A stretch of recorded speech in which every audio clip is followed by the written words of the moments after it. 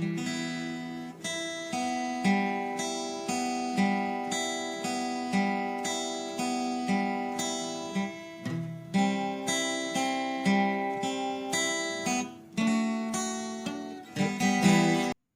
పరిశుద్ధ నామంలో మీకు శుభములు తెలియజేస్తున్నాను. 89వ కీర్తన 21వ వచనం చదువుకుందాము. నా చెయ్యి ఎడతెగక అతనికి తోడై ఉండును, నా బాహుబలము అతని బలపరచును. మనందరికీ కూడా దీవించబడడం అంటే చాలా ఇష్టం. మనం దేవుని యొక్క ఆశీర్వాదాలు, అద్భుతమైనటువంటి దీవెనలు పొందుకోవాలని చాలా ఇష్టం. ఎవ్వరు కూడా మాకు దీవెన వద్దు, ఆశీర్వాదం వద్దు అని అనేవాళ్ళు ఉండరు. దేవుడు ఎప్పుడు కూడా మమ్మల్ని, మా జీవితాలని, మా కుటుంబాలని, మా పిల్లలని, మా పనులని, మా పరిచర్యలని దేవుడు దీవించాలి, ఆశీర్వదించాలి. మమ్మల్నే కాదు, మా తరములను, మా తర్వాత వచ్చే తరాలను కూడా దేవుడు దీవించాలని కోరుకునేవారు చాలా మంది ఉంటారు. అసలు కోరుకునే వాళ్ళు ఉండరు, అలా అందరూ కూడా కోరుకునే వాళ్ళే ఉంటారు. వద్దనుకునే వారు ఎవ్వరు కూడా ఈ లోకంలో ఉండరు. అంతగా దేవుని యొక్క అత్యద్భుతమైనటువంటి ఆశీర్వాదాలు పొందుకోవాలని ఆశపడుతుంటారు. మరి ఇక్కడ ఈ యొక్క ధ్యాన వచనంలో చూసినట్లయితే ఈ ఒక్క వచనంలోనే కాదు కానీ మనము 19 నుంచి 24 వచనాలలో చూసినట్లయితే అంత అద్భుతమైనటువంటి దీవెనలను పొందుకున్నటువంటి మరి దేవుడికి ఇష్టానుసారమైన వ్యక్తిని మనం చూస్తున్నాము. దేవునికి ఉదయానుసారుడు అని బిరుదును పొందుకున్నటువంటి దావీదు భక్తుని మనం ఇక్కడ చూస్తున్నాము. కీర్తనకారులు దావీదు భక్తుని గురించినటువంటి జీవితంలోనే మరి కొన్ని విషయాలు లేదా అద్భుతమైనటువంటి దీవెనలు దేవుడు ఎలా ఆయనకు అనుగ్రహించాడో చాలా విషయాలు ఇక్కడ మనము చూడగలము. ఎన్నో దీవెనలు దావీదు భక్తుడు పొందుకున్నాడు. ఇక్కడ ఒక్కొక్క దీవెన కూడా మనము లిస్ట్ అవుట్ అయి ఉన్నాయి. ఇక్కడ మనము 19 నుంచి చూసినట్లయితే నేను సహాయం చేసి ఉన్నాను అనే మాటను మనం చూస్తున్నాము. అనగా దేవుడు మరి దావీదుని ఎంతగానో సహాయం చేశాడు, ఆయనకు సహాయకుడుగా ఉన్నాడు అనేటువంటి దీవెనను ఆయన పొందుకున్నాడు. దేవుడే ఆయనకు సహాయకుడు. తర్వాత నేను హెచ్చించి ఉన్నాను. ఎవరిని? దావీదుని హెచ్చించి ఉన్నాడు దేవుడు. అనగా దావీదుకు ఘనత అనే దీవెనను అనుగ్రహించాడు. అతనిని నేను ప్రజలలో నుండి ఏర్పాటు చేసుకున్నాను అంటే దావీదు చూజన్ వన్ గా ఉన్నాడు, అంటే ఏర్పాటు చేయబడినటువంటి వ్యక్తిగా ఉన్నాడు. అతన్ని నేను అభిషేకించి ఉన్నాను అంటే దేవుని యొక్క అభిషేకము దావీదు పైన ఉన్నది.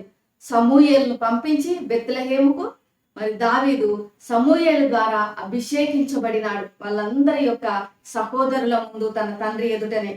నా చెయ్యి ఎడతెగక అతనికి తోడై ఉండును అంటే ఇందులో దేవుని యొక్క భద్రత అనే దీవెన మనకు కనపడుతున్నది. నా బాహుబలము అతని బలపరచును అనగా దేవుడే ఆయనకు బలముగా ఉన్నాడు అనే దీవెనను మనం చూడగలము. దోషకారులు అతన్ని బాధపరచరు, ఏ శత్రువును అతని మీద జయమునందడు అంటే ఇక్కడ దేవుని యొక్క కాపుదలను గూర్చిన దీవెన దావీదు జీవితంలో మనం చూస్తున్నాము. అతని ఎదుట నిలవకుండా అతని విరోధులను నేను పడగొట్టేదను, అతని మీద పగబట్టు వారిని మొత్తెదను అనగా దేవుని యొక్క విమోచన, శ్రమల నుంచి వచ్చిన విముక్తి, విడుదలను గురించిన దీవెన మనం చూడగలము. ఎందుకంటే దావీదు సౌలు ద్వారా అనేకమైనటువంటి శ్రమలను, బాధలను అనుభవించాడు. రాజ్యం మీదకి వచ్చిన తర్వాత మరి తన కుమారుడైన అబ్షాలోము ద్వారా మరి ఎంతో బాధను, వేదనను, శ్రమను అనుభవించాడు.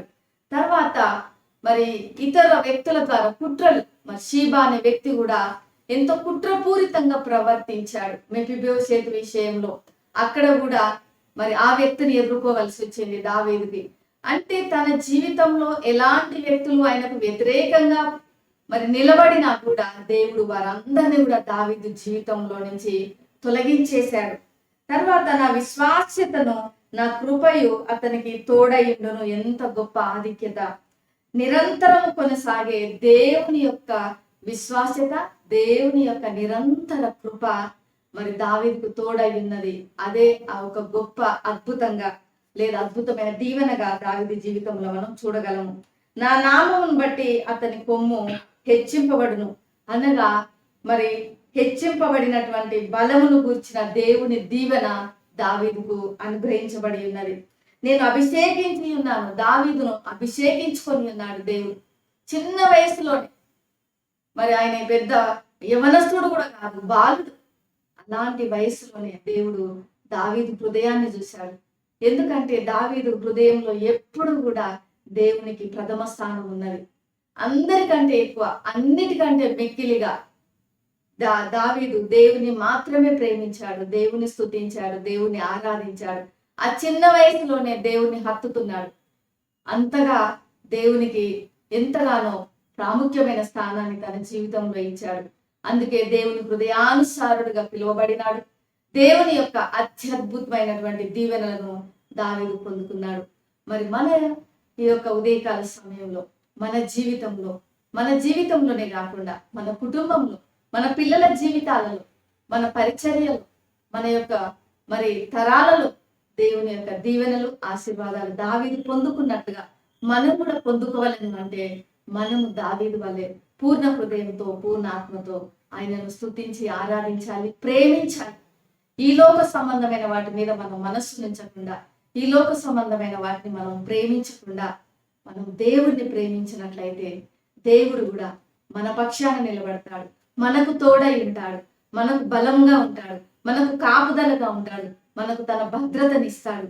మరి ఇన్ని దీవెనలతోనే మనల్ని, మన కుటుంబాలను ఆదరిస్తాడు, ఆశీర్వదిస్తాడు. మరి ఇట్టి దీవెనలన్నీ కూడా మనము సొంతం చేసుకుందాం గాక.